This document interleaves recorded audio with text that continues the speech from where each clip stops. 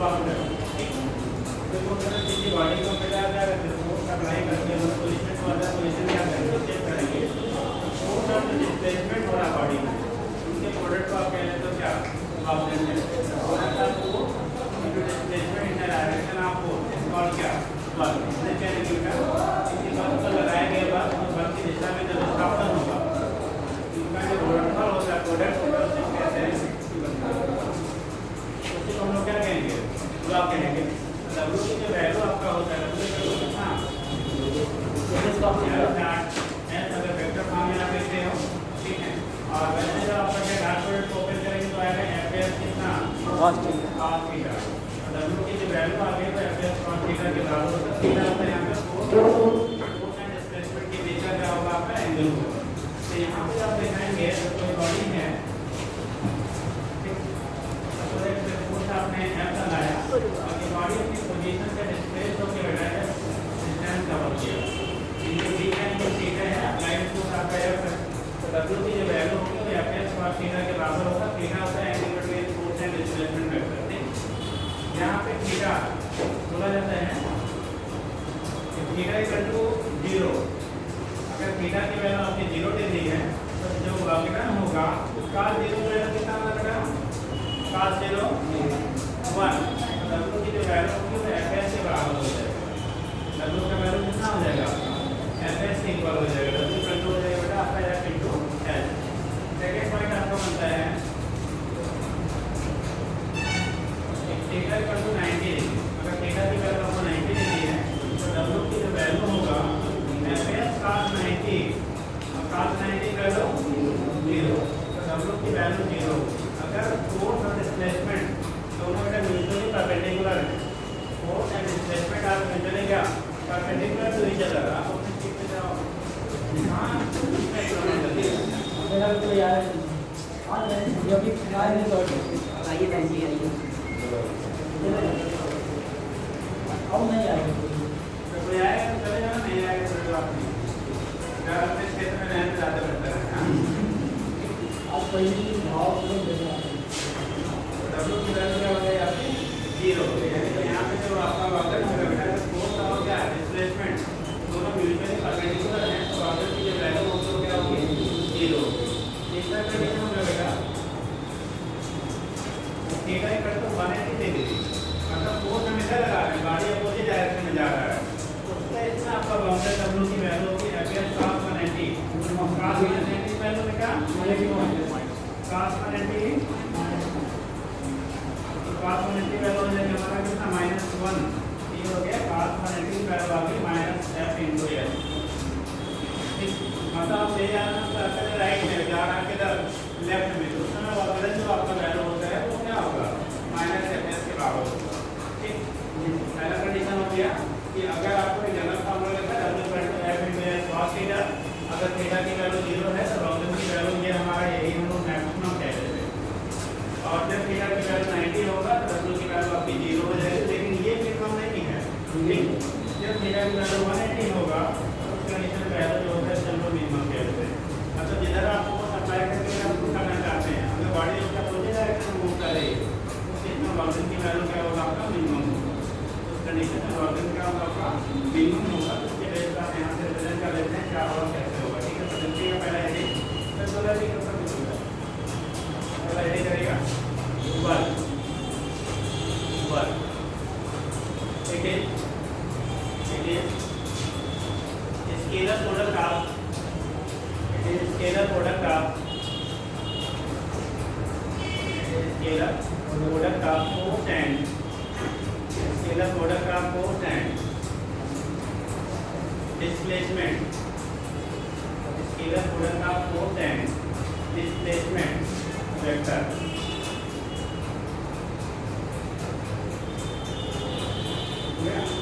Force and displacement vector.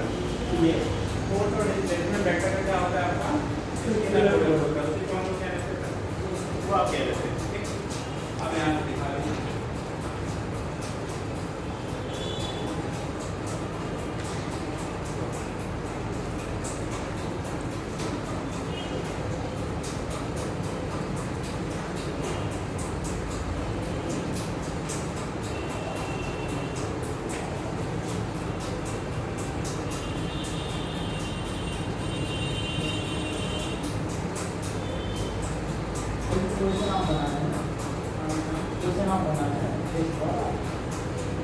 अपना unique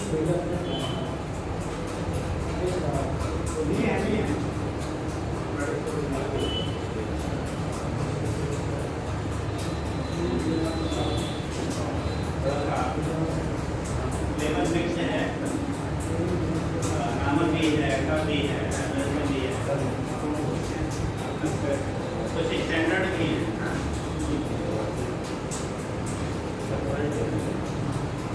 okay बेटा,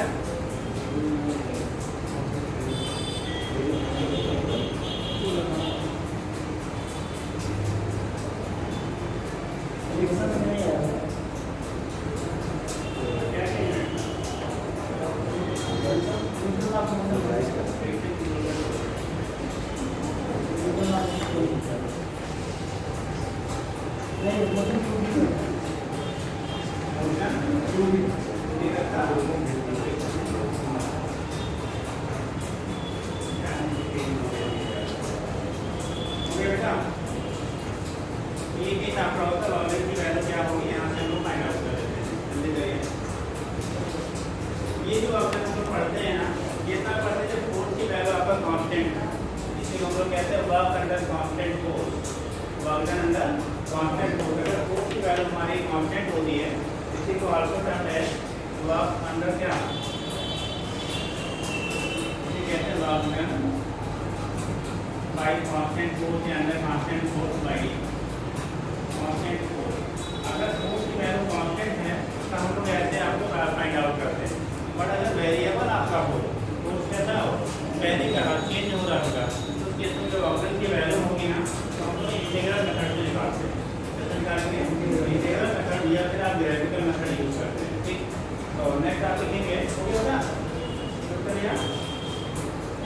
next लिया लॉन्गर बाई वेरिएबल को, लॉन्गर बाई वेरिएबल को अगर हम लोगों ने क्या किया, लॉन्गर की वैल्यू जो हो रही है किसी कांस्टेंट फोर्स से कर रहे हैं, तब तो आप यहाँ से निकाल लेते हो। और अगर लॉन्गर की वैल्यू हम लोग कैसे करें बेटा, वेरिएबल फोर्स आपका है, तो उसके इसमें लॉन्गर निकालने के लिए आप डिस्प्लेसमेंट एंगल क्या इंटीग्रल मेथड का यूज करके हम लोग वहाँ से लॉन्गर की वैल्यू निकालेंगे, जहाँ से जहाँ तक बॉडी को आप डिस्प्लेस कर रहे हो, फोर्स इनटू डिस्प्लेसमेंट का उस वैल्यू को क्या करेंगे आप इंटीग्रेट करके वहाँ से वैल्यू फाइंड आउट कर लेते हैं।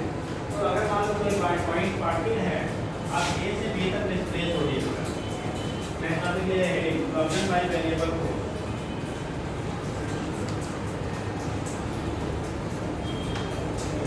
लॉन्गर बाई वेरिएबल को अगर फोर्स की वैल्यू आपकी वेरी कर रही है, अगर फोर्स की वैल्यू में क्या हो रहा है, वेरिएशन हो रहा है, तो उस कंडीशन में कैसे आप फाइंड आउट करेंगे, तो लॉन्गर की वैल्यू निकालने से हम यहाँ यूज कर लेते हैं लॉन्गर बाई वेरिएबल को। ठीक, अगर बॉडी को ए से आप बी तक मूव करा दो, कहाँ से कहाँ तक, ए से अगर बी तक आप मूव करा दो, तो उस कंडीशन में आप लॉन्गर की वैल्यू में निकालेंगे, तो मान लो किसी पॉइंट पे यहाँ पे फोर्स की वैल्यू है, फोर्स की वैल्यू कितनी है, सपोज दैट पॉइंट आपकी फोर्स की वैल्यू है, एरिया हमें यहाँ पे ले लिया कितना ds, क्या हो गया आपका ds। इस केस में आपका जब हम लोग लॉन्गर निकालेंगे ए टू बी शिफ्ट करने में, अगर पार्टिकल को ए से बी तक आप क्या करा रहे हो, शिफ्ट कर रहे हो, फोर्स उस इंटरेक्ट को मान लो किसी पॉइंट पे आपका क्या है और जो वहाँ पे डिस्प्लेसमेंट हम लोग दिखा रहे हो ds आपने लिया, तो जो लॉन्गर की वैल्यू होती है हम इंटीग्रेट करेंगे या कहाँ से ए से बी या फिर टू ds करके निकालेंगे। वेरिएबल उसके अंदर जो आप लॉन्गर की बात करते हैं बेटा, उस कंडीशन में डब्ल्यू की जो वैल्यू होगी वहाँ पे डाल डी डब्ल्यू की वैल्यू होगी क्या एफ इंटू डी एल, और जब डब्ल्यू निकालेंगे तो इंटीग्रेट कर लेंगे, लिमिट कहाँ से कहाँ तक है, बी पॉइंट से लेके हम लोग बी पॉइंट तक जा रहे हैं, ए से कहाँ तक जा रहे हैं, बी तक जा रहे हैं, ए टू बी एफ डॉट कितना हो गया डी एस के बराबर हो गया। ठीक, तो कंडीशन हो गया, यहाँ से जो वही वैल्यू आपको दी रहेगी, जो लिमिट दिया रहेगा वैल्यू को करके कितना बेटा,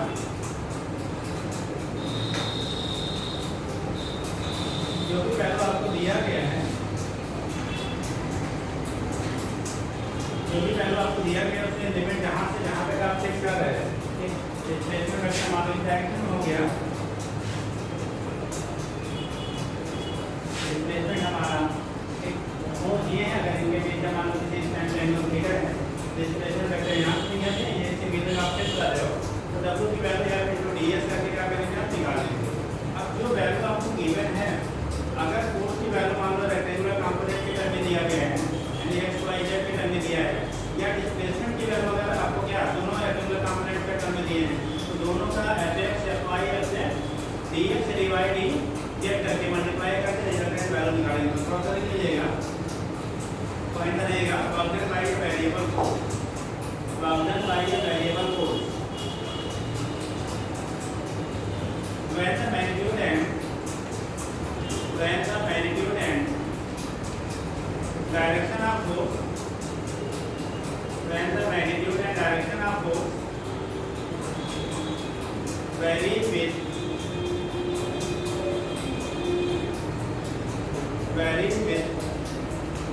position, then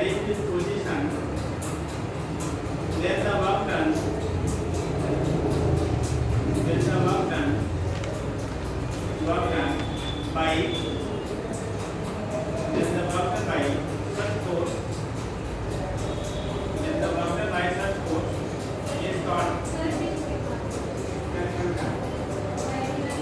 varies, repeat करो, varies with position then work done by such force, ऐसे बल के द्वारा किया गया कार्य by such force far and very small displacement is given by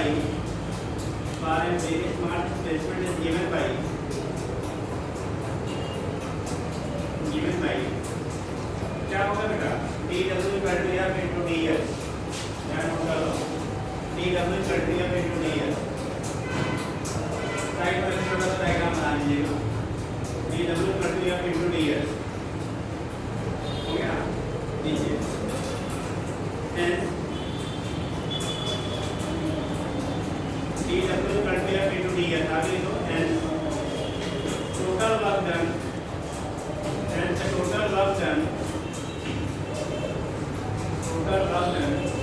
is going from A to B, A से कहाँ से जा रहे हैं लोग, A to B is given as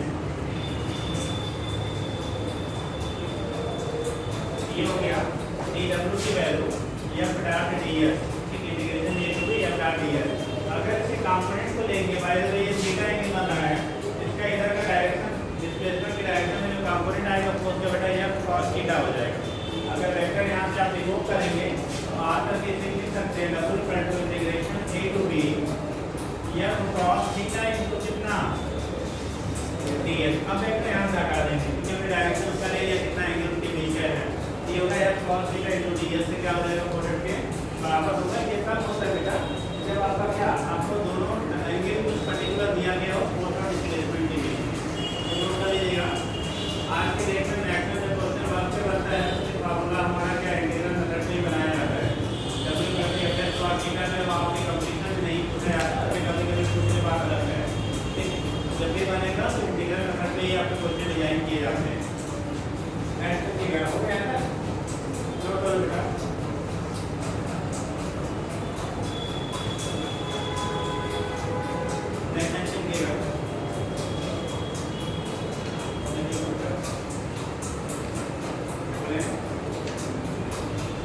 In term of rectangular component, in term of rectangular component, in term of rectangular component, in term of rectangular component,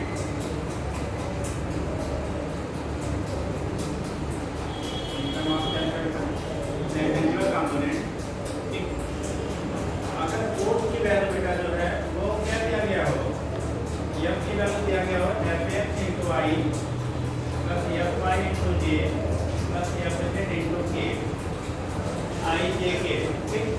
और displacement vector जो आपको x की वैल्यू दी गई है, x की value जो दिया गया है या x की वैल्यू जो भी आपने लिया है, अगर डिस्प्लेसमेंट की वैल्यू भी हमारा x y और z के टर्म में दिया गया है तो उस कंडीशन में कैसे निकालेंगे? जैसे यहाँ पे जो मल्टीप्लाई करते थे, ठीक, तो यहाँ पे सेम का सेम के साथ मल्टीप्लिकेशन हो गया है, तो यहाँ पे निकालेंगे मान लो हमारा df into I dy into j plus dz into कितना है k है। अब वाक्य निकालना है तो डॉट प्रोडक्ट जब आपका वाक्य पढ़ते हैं तो क्या आपको यहाँ पे हटा दिया गया है, लेकिन आपको इसमें दिया नहीं गया था, और 250 में आप पढ़े होंगे जब मल्टीप्लिकेशन वेक्टर का करते हैं, ठीक, अभी स्टार्टिंग में समझा दे रहे हैं, बहुत सारी चीज़ें हटा दी गई जो रिक्वायर्ड है वो भी चीज़ें रिमूव कर दी जाती हैं। देखो जब आपका डॉट प्रोडक्ट निकालते हैं आई वाले का आई के साथ मिलेगा बेटा, जे वाले का जे के साथ, के वाले का के के साथ। आई तो सिर्फ वाई और जेड और के के साथ करेंगे 0, ऐसे वाई का जब आई और जे के साथ करोगे तो 0, के का जब आई और एक्स के साथ करेंगे क्या तो 0 मिलेगा। मतलब सेम का सेम के साथ प्रोडक्ट मिलता है, बाकी जो पर्टिकुलर कंपोनेंट होंगे उनके साथ आपको अलग 0 प्रोडक्ट मिलेगा, ठीक। तो यहाँ से मल्टीप्लाई करोगे तो W की जो वैल्यू हो जाएगी बेटा, देखो fx into dx, fy into dy, fz into dz मिल जाएगा। तो W की वैल्यू होगी fx into dx plus fy into कितना dy plus fz into dz। ये आपका वाक्य है, आपका जो रेक्टेंगुलर कंपोनेंट के टर्म में हम लोग करते हैं कि यहाँ से वैल्यू आप निकाल लेंगे, ठीक। अब अगर उसकी लिमिट कोई दी गई है, क्या दी गई है आपको? लिमिट की वैल्यू दी गई, मान लो आपका कहाँ से ए से बी तक जा रहा है, ए से बी तक जा रहा है, वहाँ पे अगर कंपोनेंट कोई लिमिट आपको दी गई तो लिमिट की वैल्यू को हम लोग प्रूव कर लेंगे। अगर जैसे यहाँ पे हमने लिमिट दिया था ना, अगर लिमिट को अभी भी आप इंक्लूड करते हैं ए से कहाँ तक, बी तक, तो जो भी लिमिट आपको दी रहेगी उस लिमिट को यहाँ पे इंक्लूड करेंगे। अगर लिमिट नहीं दी गई है, डायरेक्ट वैल्यू आपको दिया गया तो डायरेक्ट वैल्यू आपको करेंगे, ठीक। जैसा भी क्वेश्चन आएगा उसके बेस पर हम यहाँ से डिटरमाइन करते हैं। ये क्वेश्चन बना लीजिए तभी क्वेश्चन करा देंगे, हो गया। ये होता है जब हम लोग क्या रेक्टेंगुलर कंपोनेंट के टर्म में दिया जाता है तब ऑब्जेक्ट कैसे निकालते हैं, ठीक। ये क्वेश्चन कर लीजिए, इस पे पहले नोट कर लीजिए।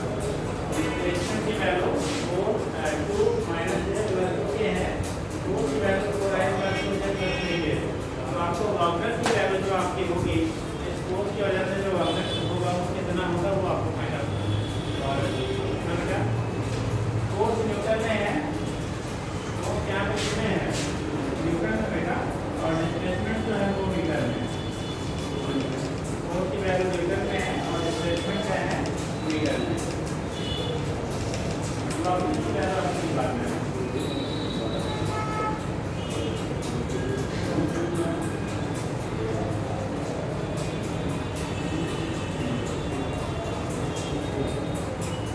बताएं कितने लोग लग गया? इससे आसान क्वेश्चन नहीं मिलेगा, है ना? कितने लोग इधर 2-4 दिनों में आ गए हैं? आप बताओ, ऐसे पिछले इस वेग से कितने लोग आ गए हैं आपको? और आप मेरे सारे हम बोलो आप बता बेटा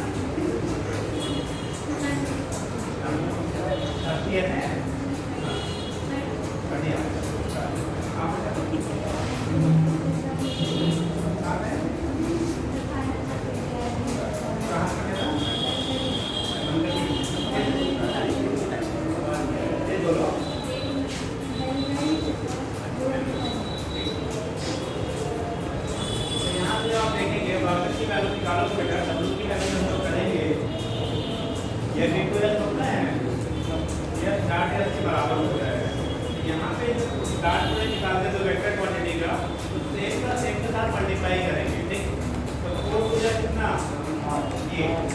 यहाँ कुछ नहीं लिखा है, इसका मतलब 1 है। जहाँ इंडिकेटेड नहीं है वहाँ पे 1 है। अगर ये 0 होता तो यहाँ इंडिकेटेड ही नहीं होता, ये कंपोनेंट दिखाते नहीं, ठीक, या 0 लिखा होता।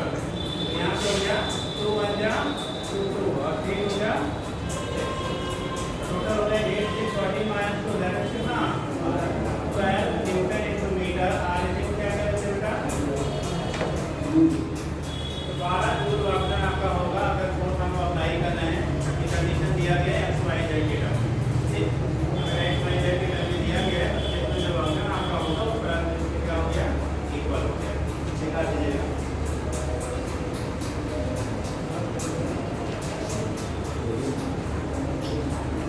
आगे देखिएगा, जल्दी नोट करो।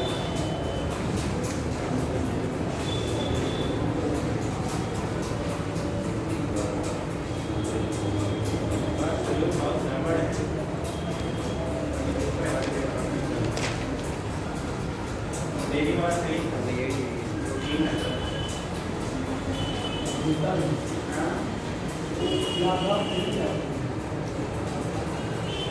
लिखिए ना क्या करिए वाकन भाई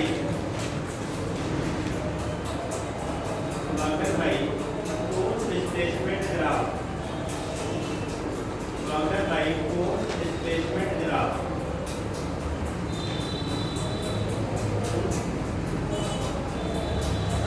कोई ग्राफिकली दिया गया बेटा, फोर्स और डिस्प्लेसमेंट के बीच में अगर ग्राफ दिया गया है और आपको वापस की वैल्यू फाइंड करनी है, क्या करनी है?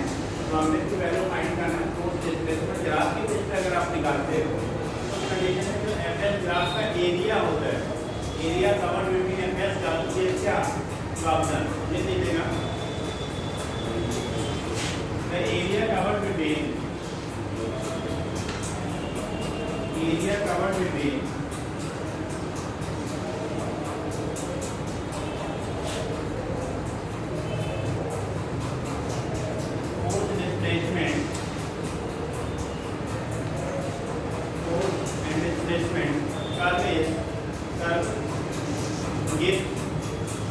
फोर्स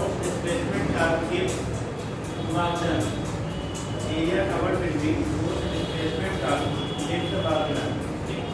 एरिया जो आपका होगा फोर्स और डिस्प्लेसमेंट के बीच में बेटा वो हमें वाक्य देता है, क्या प्रोवाइड करेगा? वाक्य देता है, ठीक।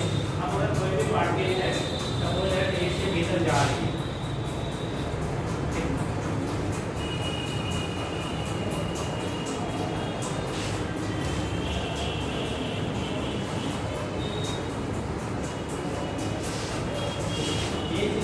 जा रहा है, इसके करस्पॉन्डिंग फोर्स अलग होगा। ये फोर्स की वैल्यू थोड़ा वेरिएबल है, ठीक। अब यहाँ पे जब फोर्स की वैल्यू वेरिएबल ये पोजीशन एक्सिस है तो इसके इसका डायरेक्ट अपना नहीं फाइंड आउट कर सकते हैं, ठीक। तो इसके लिए क्या करते हैं हम लोग, एक पार्ट स्मॉलर पार्ट या स्मॉलर सीक्वेंस में क्या कर लेते हैं, छोटे छोटे पार्ट में पूरे एरिया को आप डिवाइड कर लेते हैं, ठीक। इस तरह से डिवाइड किया जाता है कि जितने के बीच में आपको फाइंड आउट करना है वहाँ फोर्स की वैल्यू की कांस्टेंट, इस वजह से आप 7 बनाएंगे। हमने क्या कंसीडर कर लिया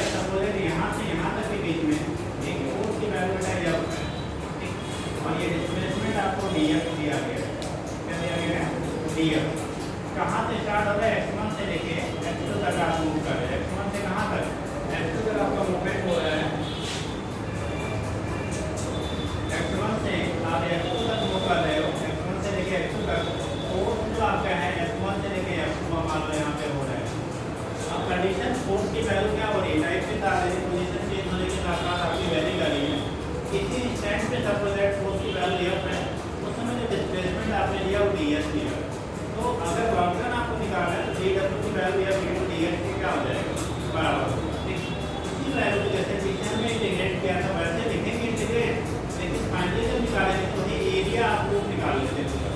यहाँ पे जब फाइंड आउट करोगे जो वर्क डन होगा dw इक्वल टू होगा क्या, f * df या dl, जिस नाम में भी आपको दिया गया है f * df। अब कंडीशन क्या है, एक पर्टिकुलर पॉइंट है स्टेशन से यहाँ तक हम लोगों ने df माना है सपोज दैट, f * df। अगर w निकालेंगे तो इंटीग्रेशन हो जाएगा क्या, f * कितना df। अब लिमिट कहाँ पर चलना है आप, x1 से लेके कहाँ तक, x1 से लेके x2 तक। इस तरह से हम लोग लिखेंगे। लेकिन यहाँ पे क्योंकि इंटीग्रल वैल्यू तो हमें मिलती नहीं है, फोर्स की वैल्यू की वैल्यू का पोजीशन भी चेंज हो रहा है। तो यहाँ जो आपने फाइंड करेंगे वर्क की वैल्यू जो होती है, तो एरिया जो कवर्ड आपका होगा किसके बीच में, पूरा एड्रेस ग्राफ के उसके बराबर होगा। लेकिन जब डिवाइड ग्राफ में पूछा जाएगा तो यहाँ पे डायग्राम में वेरिएबल दिया है ना, इस तरह से दिया इसका एरिया आप फाइंड आउट नहीं कर सकते। लेकिन जब आपको दिया जाएगा, क्वेश्चन दिया जाएगा, तो वहाँ पे इस तरह से ग्राफ दिया जाएगा जहाँ पे एरिया की वैल्यू से एड्रेस ग्राफ की आप कैलकुलेट कर सकते हैं। तो लिखेंगे यही इक्वल टू होगा equal to area of LS curve. Area cover भी चाहेगा तो ऐसे कर लो,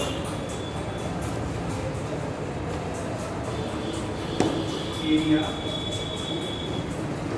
cover building FS curve. FS जो कर्व आपने लिखा है ना, इसके बीच में जो एरिया होगा बेटा, एरिया जिसके बीच में हम लोग लेंगे उसके बराबर हो जाएगा।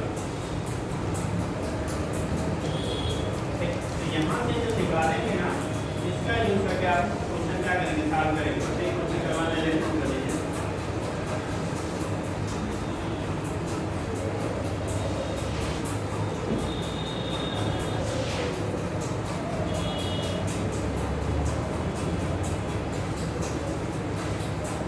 मतलब जैसे एक कर्व का हमने एरिया लेके सिर्फ एरिया आपने निकाले, इसी को यहाँ से लेके यहाँ तक आप इंडिकेट कर तो पूरा एरिया आपको मिल जाएगा। लेकिन जब दिया जाए क्वेश्चन में तो जो डायग्राम दिया जाएगा इस शेप का दिया जाएगा, जिससे आप उसके एरिया की वैल्यू क्या कर लीजिए, कैलकुलेट कर लीजिए। ठीक है बेटा, FS का सर मैं आप देखते हैं।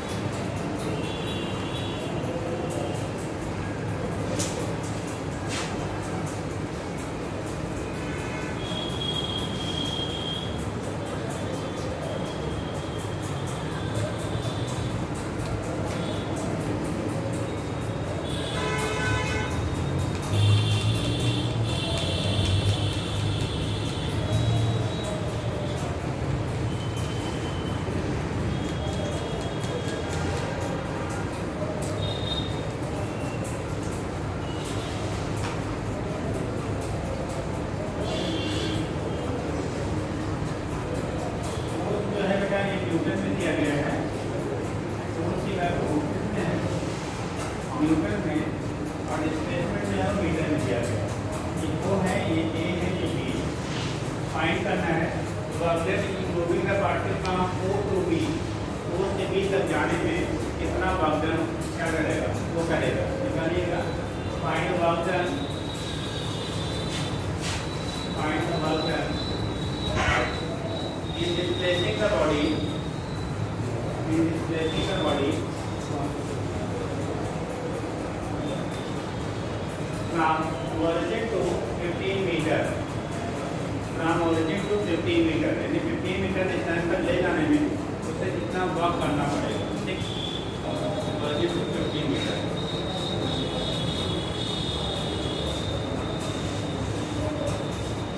एक आपसे बताइए, ओरिजिन से 15 मीटर ये पॉइंट तक जाने में आपको वॉक का टोटल कितना होगा वो वैल्यू आप कैलकुलेट करिए।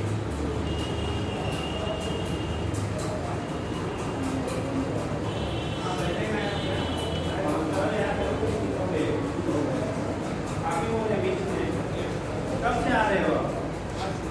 आज पहला दिन है, तो पहला दिन है तो पहला चैप्टर कोई दिक्कत नहीं होनी चाहिए। कहाँ से पढ़े हो?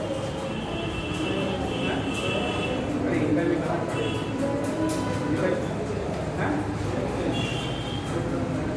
ट्वेल्थ में हो अभी, 11th में ऐसे कहाँ पढ़ते हो?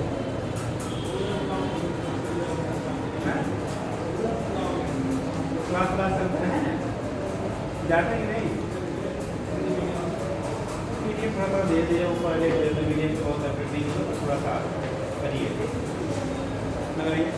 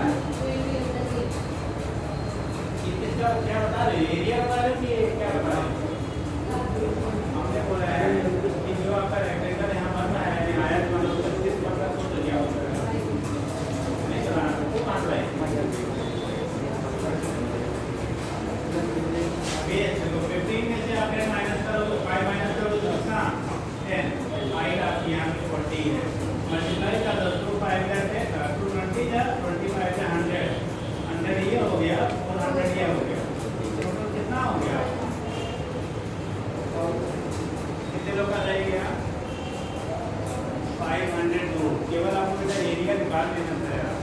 ठीक, ट्रायंगल का एरिया प्लस रेक्टेंगल का एरिया दोनों को जोड़ लो। ठीक है, तो टोटल आपका वॉल्यूम की वैल्यू 500 दूर की क्या हो गया चलेंगे। जब ये क्वेश्चन डिजाइन होगा तो आपको ऐसा ही सेम दिया है जितना एरिया बना लीजिए। हाँ नीचे आसान से क्वेश्चन की रेडी आसानी मतलब खाली एरिया को निकालना होता है। इसमें जो है आप यहाँ से एरिया का करते हैं फाइंड करके आपको टोटल वॉल्यूम की जो वैल्यू होगी, अगर एफएस का आपके बेस पे कोई क्वेश्चन डिजाइन हो रहा है तो यहाँ से आप डिटरमाइन कर लेते हैं। नोट कर लीजिए, इतना नहीं नोट कर लेते हैं।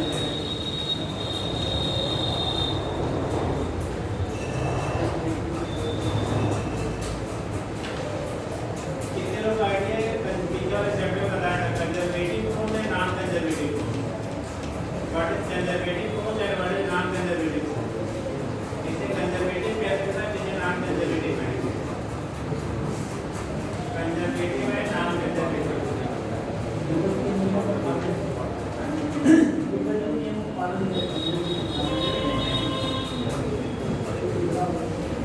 कितने को पता है कि कंजर्वेटिव है नॉन कंजर्वेटिव कौन, कंजर्वेटिव फोर्स है नॉन कंजर्वेटिव फोर्स, कितने पता लगा क्या कहते हैं ये आइडिया है जो हां हम लोग नहीं कैसे करें हम तो और का चलो समझाते हैं। जब हम लोग वर्क की बात करते हैं बाय कंजर्वेटिव फोर्स, वर्क का नंबर कंजर्वेटिव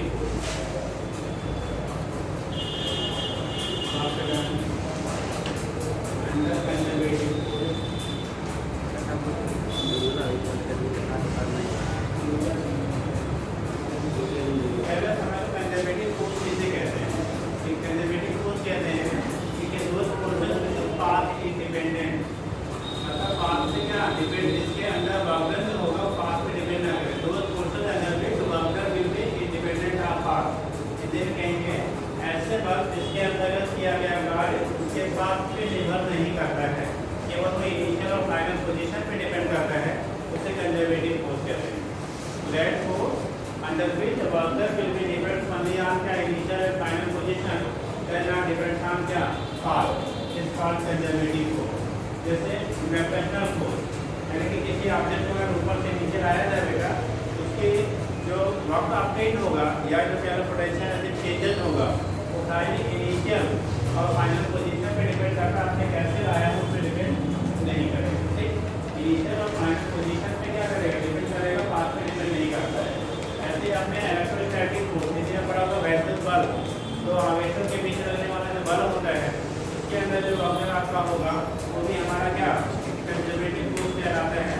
वहाँ पे जो इनिशियल और फाइनल पोजीशन पे डिपेंड करेगा, पाथ पे डिपेंड नहीं करता है।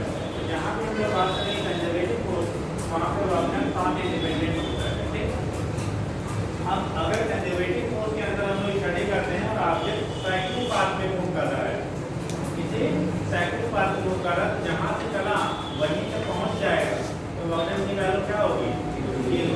Under conservative force object per cyclic path will be always zero. और अगर नॉन कंजर्वेटिव फोर्स है, नॉन कंजर्वेटिव फोर्स क्या बेटा जिसमें ऑब्जेक्ट पाथ पे डिपेंड करता है, वर्कर का पाथ डिपेंडेंट है उसे नॉन कंजर्वेटिव कहेंगे। अगर वर्कर पाथ पे डिपेंड नहीं कर रहा है तो हम कंजर्वेटिव कहेंगे। अगर पाथ पे डिपेंड कर रहे हैं तो नॉन कंजर्वेटिव, पाथ पे डिपेंड नहीं कर रहा है तो कंजर्वेटिव कहेंगे। ठीक, जैसे आपने पढ़ा हुआ फ्रिक्शन फोर्स पीछे पाया गया था घर्षण बल, जो फ्रिक्शन फोर्स है आपका वो हमारा नॉन कंजर्वेटिव फोर्स के एग्जाम्पल में आता है। इसी तरह से आपको फ्लूइड मैकेनिक्स पढ़ेंगे वहाँ पे विस्कस फोर्स पढ़ाया जाएगा। विस्कस हिंदी में श्याम बल पढ़ा होगा, हिंदी वालों ने श्याम बल पढ़ा होगा। विस्कस फोर्स दो लिक्विड लेयर के बीच लगने वाला अपोजिट फोर्स जो होता है उसे विस्कस फोर्स कहते हैं। श्याम बल क्या बोलते हैं ना, तो उसके इसमें जो विस्कस फोर्स आपका है, ठीक है, वो आपका क्या फ्रिक्शन फोर्स, ये सारे नॉन कंजर्वेटिव फोर्स की कैटेगरी में आते हैं। नॉन कंजर्वेटिव फोर्स में आप जहाँ से चले हैं लौट के वहीं पहुँच जाएंगे, तभी आपको वर्क करना पड़ेगा। इसलिए आप घर से यहाँ तक आते हो, यहाँ से घर जाते हो, फिर भी आपको क्या गाड़ी में फ्यूल कंज्यूम होता है। अगर आप साइकिल से आते हो तो आपकी एनर्जी कंज्यूम होती है, मतलब एनर्जी का लॉस होता है। अगर ये कंजर्वेटिव फोर्स में आप मूव कर रहे हैं तो वहाँ पे नहीं करना पड़ता, उस केस में आपको कोई एनर्जी कंज्यूम नहीं होता है। ठीक, उससे कहते हैं कंजर्वेटिव और नॉन कंजर्वेटिव पूल। तो लिख लीजिएगा, कहीं ऐसे बना लो, ब्लॉक के अंदर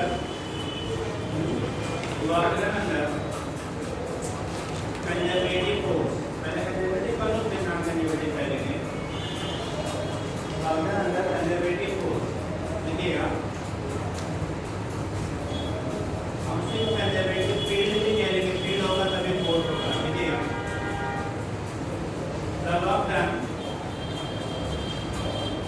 the work done by conservative force, work done by conservative force is work done by conservative force is path independent. Work done by conservative force is path independent. It only depends on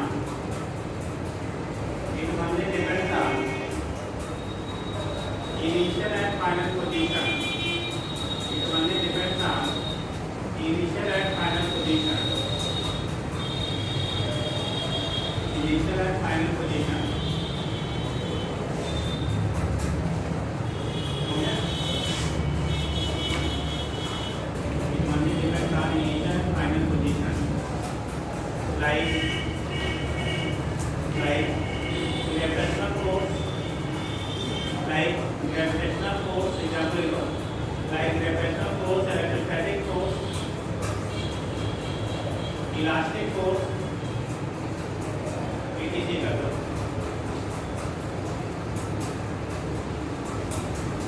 ये सारे हमारे क्या होते हैं, जैसे conservative forces कहलाते हैं। देखिएगा,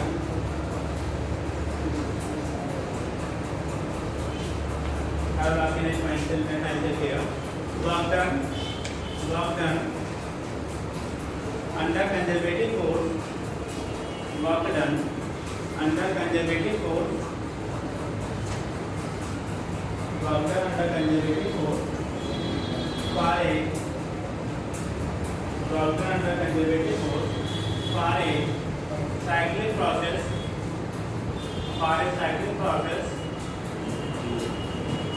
is always क्या होगा बेटा, zero. For a cyclic process is always zero. इस cyclic process के लिए बेटा लॉजिक की वैल्यू ऑलवेज क्या होती है, जीरो होती है। अगर आप क्या कंजर्वेटिव फोर्स के अंदर आप मूव कर रहे हैं, ठीक, एक तो क्या पाथ पर डिपेंड नहीं करेगा। अगर साइक्लिक है, जहाँ से चले आप वहीं पहुँच गए, उसके इसमें लॉजिक की वैल्यू ऑलवेज क्या होगा, जीरो। अब कैसे देखो, जैसे मान लो बात करना है तो साइड क्या कंजर्वेटिव फोर्स कर रहे हैं, ये है पॉइंट, पॉइंट ए, तो एंगुलर पॉइंट आपने बी है, ए से बी आप सीधा सीधा आप गए, एक रूट आपने ये सेलेक्ट किया, दूसरा रूट आपने ये सेलेक्ट किया। मान लीजिए फर्स्ट रूट है, इसके थ्रू ऑर्गन W1 है, ये सेकेंड रूट आपका है, इसके थ्रू ऑर्गन की वैल्यू W2 है, ये आपका W3 है, और ये रूट आपका थर्ड। तीन रूट आपने लिया, इन रूट के through organ W1, W2, W3 है। अगर ये हम लोग अंडर कंजर्वेटिव फोर्स है, ए से बी तक अगर आप जा रहे हो अंडर कंजर्वेटिव फोर्स, तो उस कंडीशन में बेटा आपको जो वर्क डन होगा, कौन सबसे ज़्यादा होगा, कौन सबसे कम होगा। हाँ बताइए, अब ये बॉडी, ये तो भी यहाँ से बॉडी बेटा हमारा ए पॉइंट से बी पॉइंट तक मूव कर रहा है, ए कहाँ मूव कर रहा है, बी तक। हमारे पास तीन रूट है, 1, 2, 3, और ये जो मोशन हमारा मूवमेंट हो रहा है वो अंडर कंजर्वेटिव फोर्स में हो रहा है। कैसे हो रहा है आपका, अंडर कंजर्वेटिव फोर्स हो रहा है। बोला क्या जा रहा है, ए से बी तक जाने में, ठीक, ए से बी तक जाने में तो आपका सबसे ज़्यादा किस रूट के थ्रू होगा, आप बताइए। बोला नहीं है,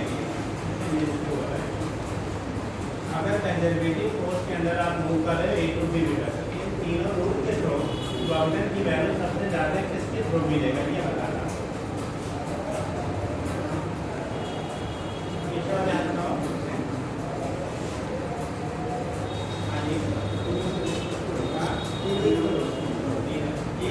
तीनों के थ्रू इक्वल होगा, कितने लोग कह रहे हैं, सही बताया हमने, तीनों के थ्रू इक्वल होगा। कितने लोग कह रहे हैं ये सबसे लंबा रूट है, जिसके थ्रू सबसे ज़्यादा होगा, जिस सबसे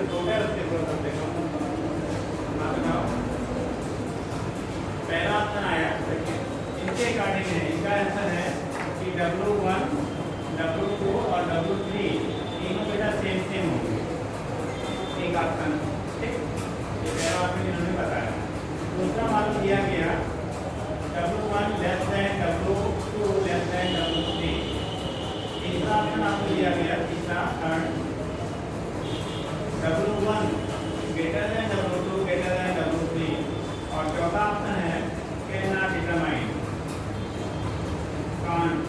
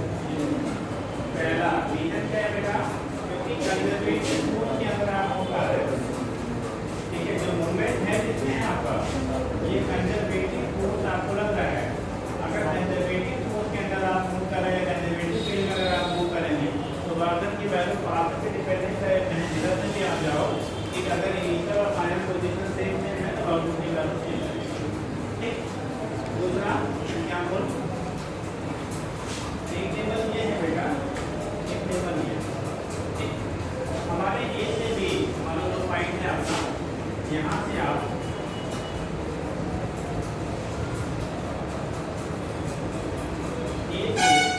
आप जाओ इस ए लेवल बी लेवल, एक रूट हमारा सीधा सीधा यहाँ से पहुँच गए यहाँ, ठीक, तो बॉडी थी तो यहाँ से हमने यहाँ शिफ्ट कर लिया। एक कंडीशन ऐसा है इस रूट से होते हुए हमारी बॉडी क्या करें, यहाँ से शिफ्ट कर लिया, ठीक, यहाँ से चला और यहाँ पे शिफ्ट कर लिया। तीसरा कंडीशन ऐसा है कि ये रूट घूमते घूमते आपको यहाँ पे था और चलते हैं, बोला क्या जाता है इनमें से अंडर ग्रेविटी है, ठीक है, अंडर ग्रेविटी ऊपर है, W1 है, W2 है, W3 मोशन अंडर ग्रेविटी हो रहा है। एक के थ्रू W1 है बेटा, दूसरे को W2 है, तीसरे को W3। दूसरा क्या जाता है इसमें लॉगरिथम की वैल्यू सबसे ज़्यादा किसके थ्रू होगा, लॉगरिथम सबसे ज़्यादा किसके थ्रू होगा, एक और कनेक्शन है।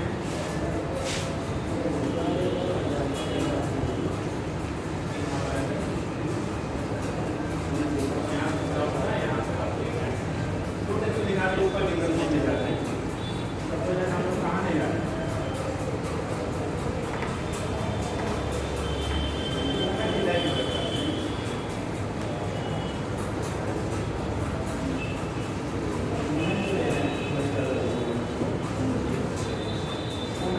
यहाँ से कर ले जाते हैं।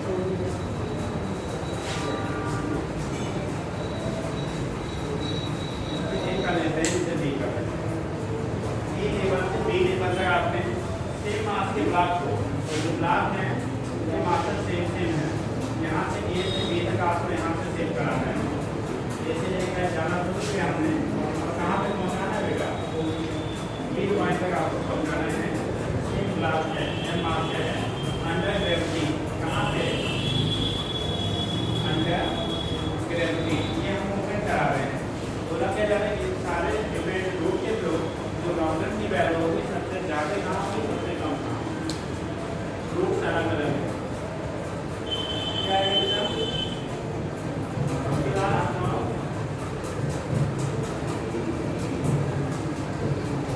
अगले साइड से पूछा जाएगा, है ना जी,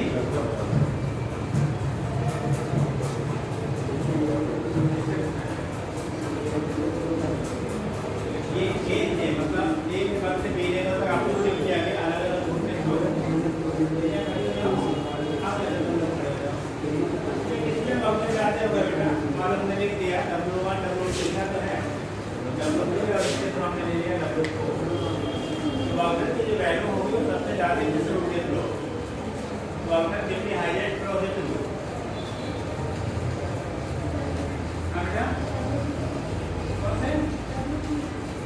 W2 इन्होंने कहा W2 की वैल्यू जो होगी ये सबसे ज़्यादा होगी, और लोग उनका ऐसा था W3 विल बी मैक्सिमम, अगर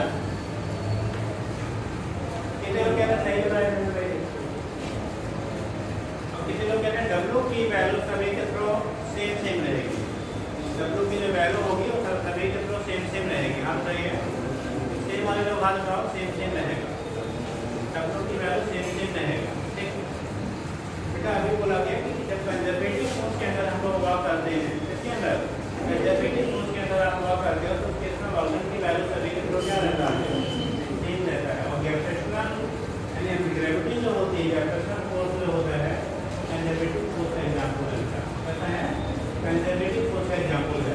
तो हाइट देखो सभी का बराबर ही है, उसी लेवल से उसी लेवल पे जा रहे हो, जो दूरी आप पहले सभी में सेम सेम है, हाइट जो भी होगा वर्टिकल डिस्टेंस सभी के लिए एच की वैल्यू कैसी है, कॉमन है, तो एच की वैल्यू सेम हो गई। और ग्रेविटेशनल फोर्स हमारा सबके लिए क्या है, कंजर्वेटिव नेचर का है, तो वो इनिशियल लेवल और फाइनल लेवल पे केवल डिपेंड करेगा, पाथ पे डिपेंड नहीं करेगा। चाहे सीधे वाले जाओ चाहे टेढ़े वाले जाओ, ठीक हो। तो हम लोग जब रोड पे चलते तो टेढ़े वाले जाते जाते दिक्कत करनी पड़ती है, और यहाँ पे जाएंगे सभी के लिए सेम सेम है। हम लोग जिन रूटों से जाते हैं बेटा वो नाम से ग्रेविटी फोर्स यानी फ्रिक्शन फोर्स लगता है, इसलिए हमारा फ्यूल यहाँ पे ज़्यादा टाइम पे ज़्यादा एनर्जी लगती है।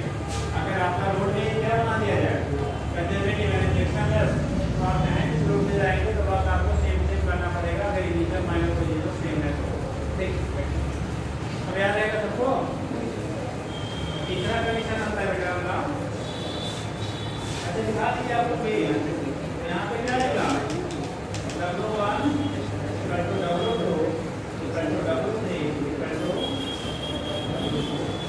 वॉल्यूम की जो वैल्यू आपका होगा सभी रूट के थ्रू क्या रहेगा, सेम सेम रहेगा, पाथ पे डिपेंड नहीं करेगा, केवल इनिशियल और फाइनल जो डिस्टेंस पोजीशन है उन पे आपको डिपेंड करेगा। समझ गए भैया? इनिशियल और फाइनल केवल क्या होगा, उस पे डिपेंड करेगा, डिफरेंस नहीं होगा क्या?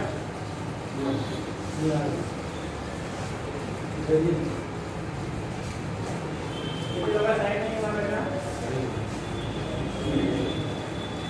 तो कम आ रहे हैं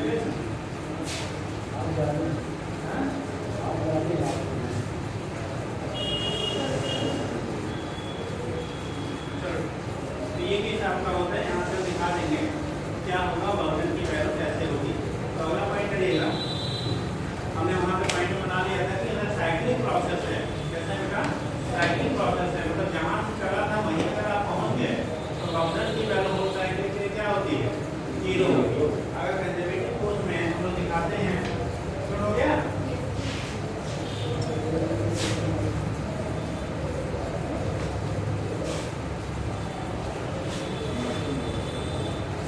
अगर साइक्लिंग प्रोसेस कोई है, ठीक, मालूम है ए से चले और इधर बी होते हुए, ए से चले थे बी होते हुए फिर आप ए पे आ गए, ए से चले बी को फिर से कहाँ लौट आए, ए पे लौट आए, तो पाथ साइक्लिंग प्रोसेस अगर आप देंगे, पाथ साइक्लिंग क्या प्रोसेस, अगर प्रोसेस हमारा साइक्लिंग नेचर का है, ऐसा नेचर है साइक्लिंग नेचर का है, तो वॉल्यूम की वैल्यू होगी वो W की जो वैल्यू होगी वो ऑलवेज कंजर्वेटिव फोर्स में 0 होता है। अंडर कंजर्वेटिव पॉइंट बना लेना, under conservative force volume for a cyclic process will be always 0। ठीक, अंडर कंजर्वेटिव फोर्स इनके लिए पॉइंट से क्वेश्चन डिजाइन होते हैं। Under conservative force, under conservative force,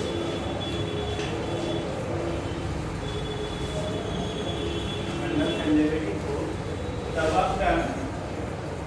the work done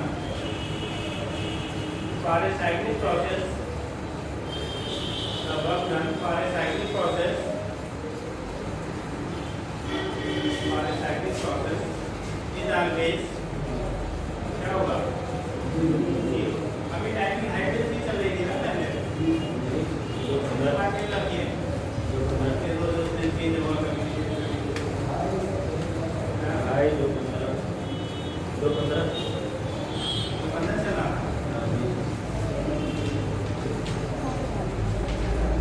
change करने जाएंगे, लेकिन नहीं आएंगे तो गायब हो जाएंगे। चलिए जो रूटीन है चलिए ये चार्जेस मेरे पास मैंने चलो देखो यहाँ पे जो वॉल्यूम की वैल्यू होगी इसकी बेस हम लोग यहाँ से डिटरमाइन कर देते हैं। वॉल्यूम अगर आपको फाइंड आउट करना है तो इसके बेस पर आपका डिटरमिनेशन हो जाता है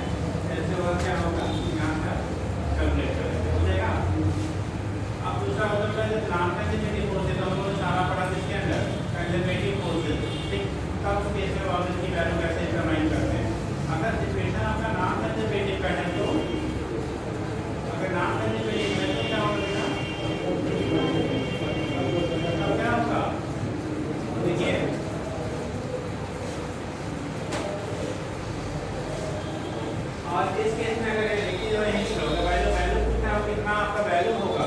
यहाँ ये डायग्राम बनाया है ना, यहाँ से चला यहाँ पहुँचा, मास m है, हाइट आपका h है, यहाँ वर्क की जो वैल्यू होगा ये mts के क्या हो जाएगा, बराबर हो जाएगा।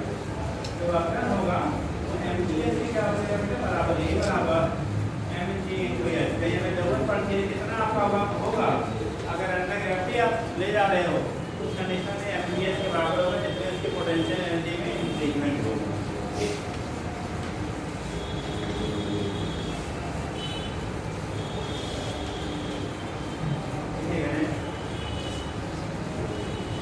Work under non conservative force, work under non conservative force,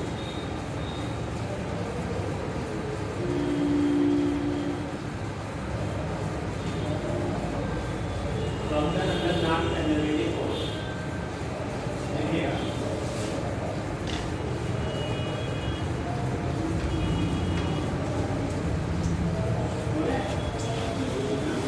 work under non conservative force, work under non conservative force, work under non conservative force is path dependent, is path dependent, is path dependent. It is also depends on, it is also that is करो, that is में that is करो, i.e. that is it is depends on path, it depends on path followed during, it depends on path followed during, followed during different, during shifting our body from one position to other, during shifting our body from one position to other, during shifting our body from one position to other। एक position से दूसरी position में body को ले जाते हैं तो ले जाने में जो प्रॉब्लम होगा, ठीक, वो उस पाथ पे डिपेंड करेगा जिस पाथ के थ्रू आप गए हो। जैसे ऐसे ले लो, मान लो आपके घर के 2-3 रास्ते हों और सभी रास्तों में जो रफनेस है, रोड जो है वो सिमिलर टाइप का हो, तो उतना ही सही हो, चाहे उतना खराब हो चाहे उतना ही सही हो। अगर रोड के सभी रास्तों की लंबाइयाँ अलग अलग हैं तो सबसे ज़्यादा एनर्जी कहाँ खर्च करनी पड़ेगी, जबकि लंबाई ज़्यादा होगी, ठीक, और जिसको सबसे कम एनर्जी वहाँ खर्च करनी पड़ेगी जिसकी लंबाई सबसे क्या होगी, कम होगी।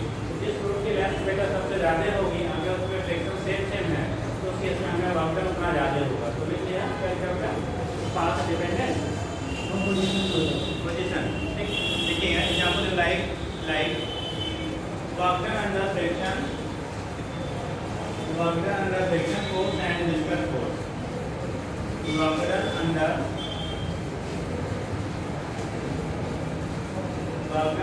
Friction force, work under friction force and viscous force, work under friction force and viscous force. जो फ्रिक्शन फोर्स और विस्कस फोर्स है उसके अंदर जो वर्क होगा वो आपका क्या करेगा, इस पे डिपेंड करेगा बेटा, पाथ पे डिपेंड करेगा, ठीक। तो उसी को हम लोग कह देते हैं लाइक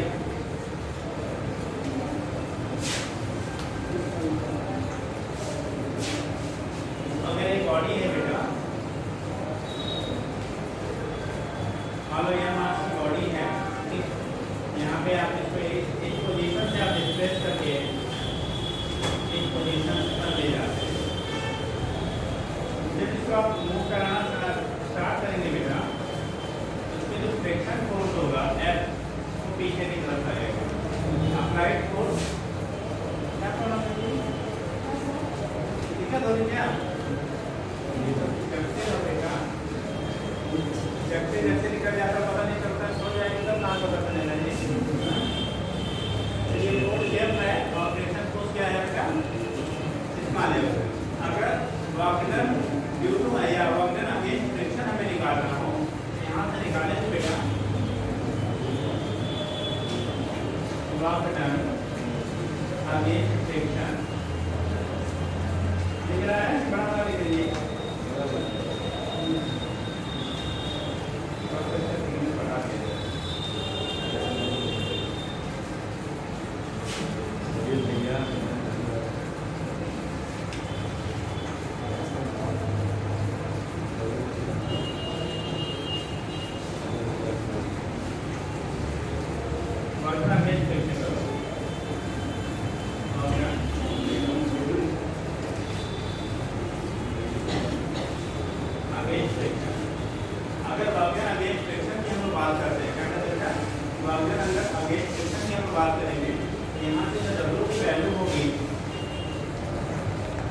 एफ इंटू क्या एस के बराबर होगा। अब पीछे वाले चैप्टर में हम लोगों ने पढ़ा था जो वेट है, समझ लीजिए अगर मान लिया है तो वेट एम जी होगा बेटा, यही हमारा रिएक्शन फोर्स आर के बराबर होता है और अगर इनके बीच कोएफिशिएंट ऑफ फ्रिक्शन की वैल्यू न्यू है तो फ्रिक्शन फोर्स के लिए फार्मूला क्या होता था आपके पहले बता। फ्रिक्शन फोर्स का फार्मूला क्या बनेगा म्यू इनटू एमजी, जिसके मालिका सरफेस पे रखा गया है तो वो हो जाएगा म्यू इनटू एमजी बेटा, वैल्यू आ जाएगी mu into MG into S. ये बालगन हो गया इस कंडीशन में mu into MG into S. अगर रूट आप चेंज कर देंगे, रूट चेंज करेंगे, डिफरेंट रूट चले जाएंगे तो एस की वैल्यू हमारा यहाँ वैरी करेगा और एस की वैल्यू वैरी करने के साथ साथ आपको वाटर की वैल्यू भी वैरी करेगा। ये भी पॉसिबिलिटी है दूसरे रूट पे फ्रिक्शन की वैल्यू डिफरेंट हो तो भी वैरी कर जाएगा, रूट की लेंथ चेंज करेंगे तो भी वैरी कर जाएगा। ठीक, ये केस आपका होता है। यहाँ से हम एग्जाम्पल ले लेते हैं, अगर फ्रिक्शन के अगेंस्ट में किसी बॉडी को मूव करा रहे हैं तो वाटर की जो वैल्यू होगी वो आपका mu into MG into S से क्या हो जाएगा बराबर हो जाएगा। ठीक, दिखा दीजिए तो दिखा है क्या दिखा है हाँ बहुत देखिए छाप दीजिएगा वो वाला पहले ही साथ बोलेंगे, लिखने वाला दूसरा पहले बोलेंगे होती है।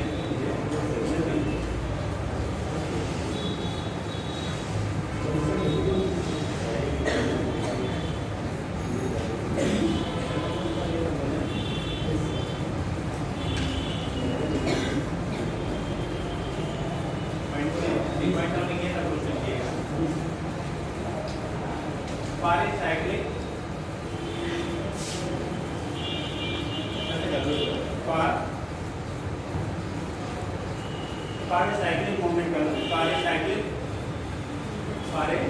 साइक्लिक प्रोसेस साइक्लिंग मतलब यहाँ से चले वहीं पहुँच गया बेटा।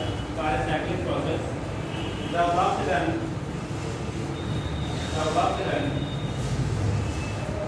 Cyclic process the work done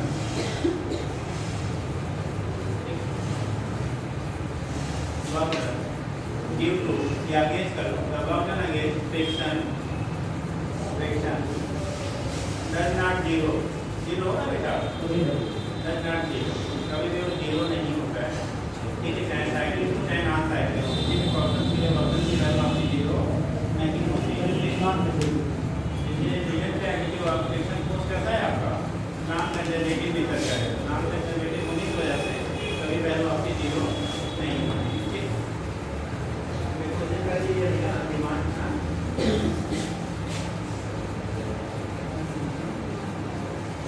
radius आपको 20 मीटर दिया गया है, 20 मीटर दिया गया है। एक ब्लॉक है उसका मास दिया गया है 10 kg का, तो कोएफिशिएंट ऑफ फ्रिक्शन म्यू की वैल्यू 0.2 दिया गया है। इस ब्लॉक को इस पॉइंट से पॉइंट ए से ब्लॉक को बेटा पॉइंट ए से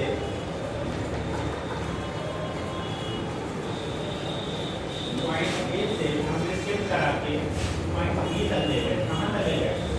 पॉइंट बी तक ले गए। ए से शिफ्ट कराया कहाँ तक? बी तक। आपको वर्क डन फाइंड करना है। ठीक है, during shifting the block from point A to point B. लिखिएगा calculate work done, calculate work done in shifting the block, in shifting the block from point A to point B, in shifting the block from point A to point B against friction,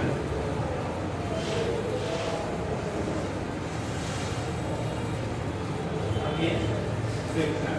A से B तक आप ले जा रहे हो friction के against में, तो फंक्शन की वैल्यू कितनी होगी ये आपको निकालना है।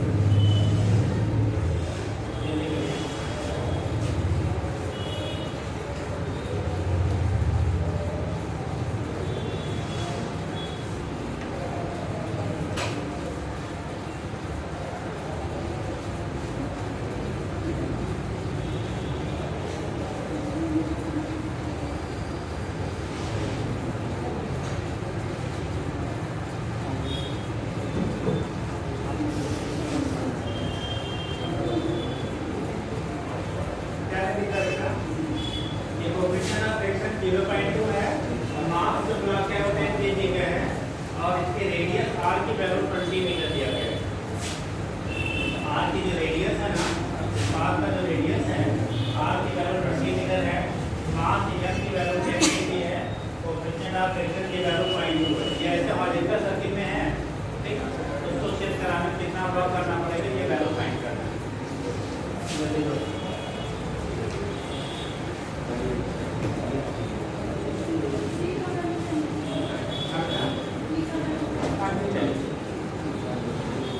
ये के वैल्यू 10 कर दीजिए, फाइंड करिए।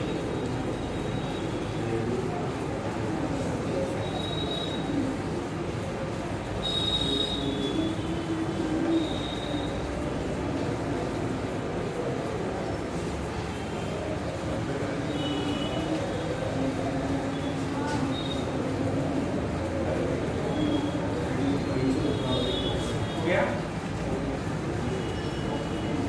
आया जी?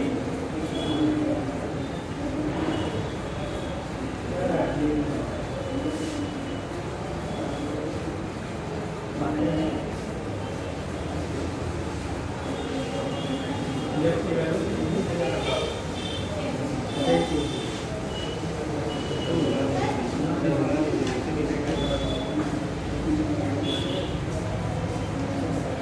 क्लास में हो बेटा?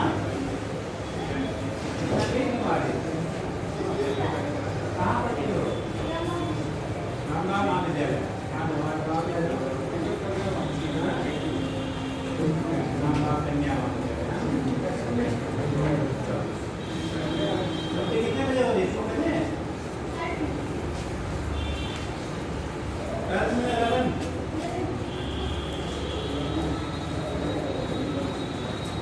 W की वैल्यू हो गया, फिर ये बेटा क्या हो गया? अब यहाँ निकालेंगे कैसे? अगर आपको फाइंड करना है ऑब्जेक्ट की वैल्यू कितनी होगी, कैसे आप डिटरमाइन करेंगे, ठीक है।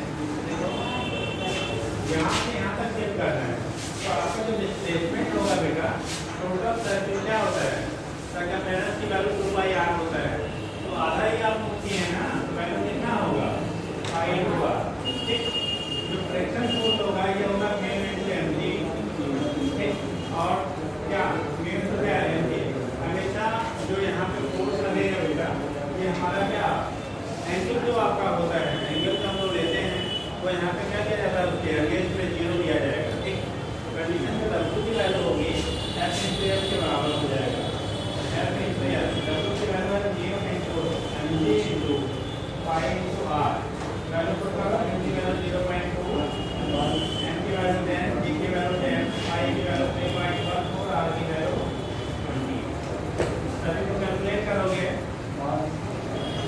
100 यानी 20 ये हो गया बेटा, 20 into 20 400 हो जाएगा, ठीक।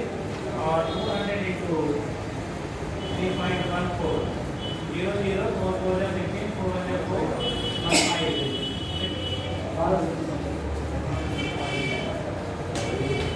तो 404 1 क्या हो गया 5, 4 3 12, डेसिमल हो गया 1 डिजिट, यानी 1256 संजोड़ जो आपका होगा अगेंस्ट प्रेशर, तो 400 कितना है, 1200 कितना 56 जोड़ के बराबर है। कितने लोग आ गए थे बेटा? चलिए बाकी लोग भी टाइप से आ जाएगा। नेक्स्ट फिर आप एडिंग करेंगे, तो ये तो कंडीशन है। डिफरेंट केसेस में प्रॉब्लम क्या होगा, ये चीज़ और समझ लीजिए, लिखना नहीं ऐसा सुन लीजिए। Problem also depends on frame of reference.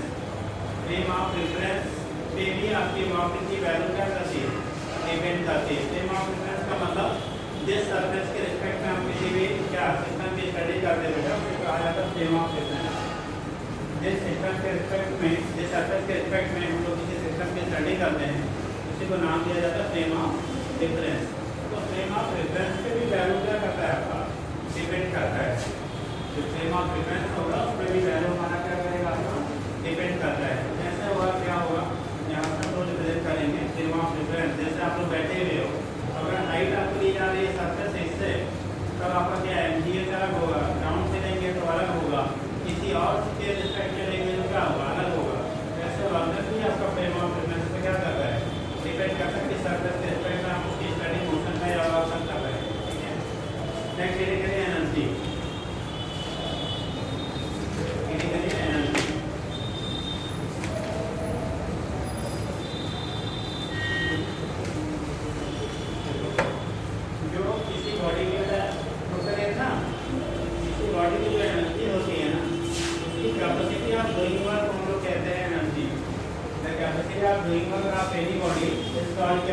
Energy, किसी बॉडी की जो कार्य करने की क्या है कैपेसिटी है, ठीक, उसे को हम लोग कर देते हैं क्या energy. Capacity of doing work of any body will require क्या एनर्जी, ठीक।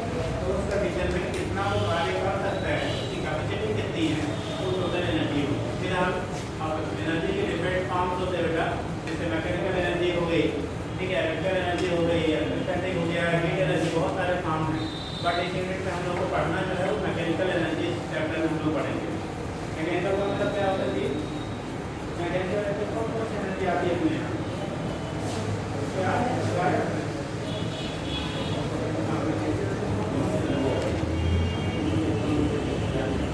मैकेनिकल एनर्जी कौन कौन सी एनर्जी आती है, किस तरह याद है बेटा, मैकेनिकल एनर्जी में कौन कौन सी एनर्जी आएगी, हाँ जी, काइनेटिक एंड पोटेंशियल गतिज ऊर्जा और स्थितिज ऊर्जा, ठीक। उसी को हम लोग यहाँ पे मैकेनिकल एनर्जी के फॉर्म में स्टडी करते हैं। तो मैकेनिकल एनर्जी जो हम लोग स्टडी करेंगे दो पार्ट में आपकी स्टडी होगी बेटा, एक काइनेटिक वाला में क्या गतिज ऊर्जा पढ़ा होगा और दूसरा क्या पोटेंशियल, उससे आप स्थितिज ऊर्जा पढ़ेंगे, ठीक। बैठिए, देखिएगा एनर्जी का जो लाइन में 5 मिनट का विषय पार्ट क्या आएगा भैया, अगर आपको जो डिस्कस करना है वो एनर्जी अपने यहाँ डिफरेंट जो उसके फॉर्म्स हैं, ठीक है, एनर्जी कैलकुलेशन कैसे करेंगे वो सारी चीज़ें आपको बताएंगे। एनर्जी एंड पावर, दो पार्ट का अंतर है, एनर्जी एंड पावर, ठीक। पढ़ के एनर्जी, ठीक है, the capacity of doing work, the capacity of doing work, the capacity of doing work of any, the capacity of doing work of any body is called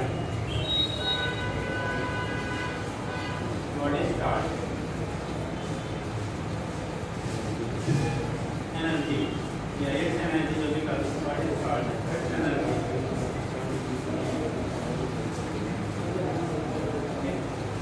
इसका energy. अब energy के बेटा nature में different forms होते हैं, ठीक, देखिएगा, energy exist in different forms in nature, energy exist in different forms in nature, energy exist in different forms in nature,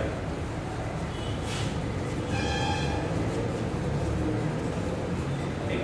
फिर आज हम लोग मैकेनिकल जो पढ़ेंगे बेटा वो मैकेनिकल एनर्जी पढ़ेंगे, पढ़ेंगे मैकेनिकल एनर्जी हम लोग पढ़ेंगे, डिफरेंट फॉर्म्स इन नेचर।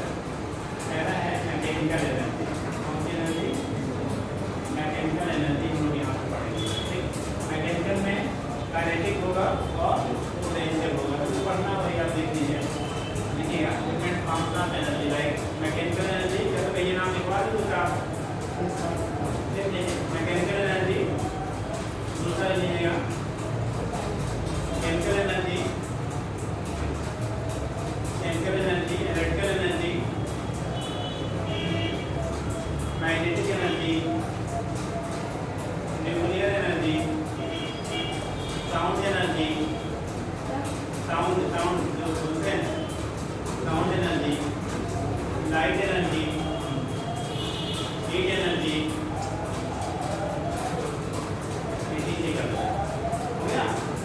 ये डिफरेंट हमारे फॉर्म्स की क्या होती है एनर्जी होती है, जिसकी हमें क्या करना बेटा स्टडी करना है, ठीक।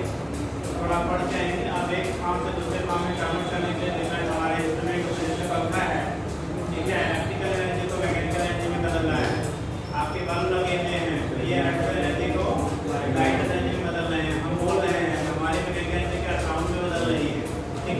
एक फॉर्म की एनर्जी दूसरे फॉर्म में क्या होता है चेंज होता है, देखिए एक फॉर्म की एनर्जी अदर फॉर्म में क्या करते हैं तो चेंज करते हैं, उसके बेस पर आप यहाँ से रिप्रेजेंट करने की क्या होगा, कल हम लोग तैयार करेंगे